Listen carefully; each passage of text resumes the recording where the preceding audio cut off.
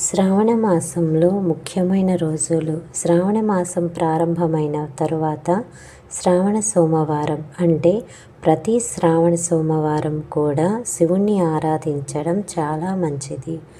శ్రావణ మంగళవారాలు. మంగళ గౌరీ వ్రతం చేయడం వల్ల కలిగే ప్రయోజనాలు, అలాగే మంగళ గౌరీ వ్రతం ఎలా చేయాలి అనేది నేను ముందు వీడియోలో చెప్పి ఉన్నాను, ఒక్కసారి చూడండి. శ్రావణ శుక్రవారాలు. ప్రతి శుక్రవారం అమ్మవారికి పూజించడం చాలా మంచిది. అమ్మవారిని పూజించి 5 ముత్తైదులకి తాంబూలం ఇవ్వడం ఇంకా మంచిది.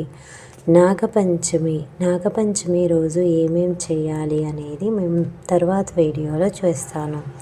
వరలక్ష్మి వ్రతం చాలా ముఖ్యమైనది. వరలక్ష్మి వ్రతం ఎలా చేయాలి, ఏమేమి ఉండాలి, ఇవి కూడా మనం ముందు వీడియోలో చూద్దాం. పుత్రద ఏకాదశి. పుత్రద ఏకాదశి అనగానేమి, ఆ రోజు పూజ ఎలా చేయాలి అనేది మనం తర్వాత వీడియోలో చూద్దాం. రక్షాబంధన్, శ్రావణ పౌర్ణమి, శ్రావణ అమావాస్య. శ్రావణ మాసంలో మరిన్ని పండుగల గురించి మనం తర్వాత వీడియోల్లో తెలుసుకుందాం. అందుకొరకు మా ఛానల్ని సబ్స్క్రైబ్ చేయండి. అలాగే మా ఛానల్ మీకు కనుక నచ్చినట్లయితే లైక్ కొట్టండి.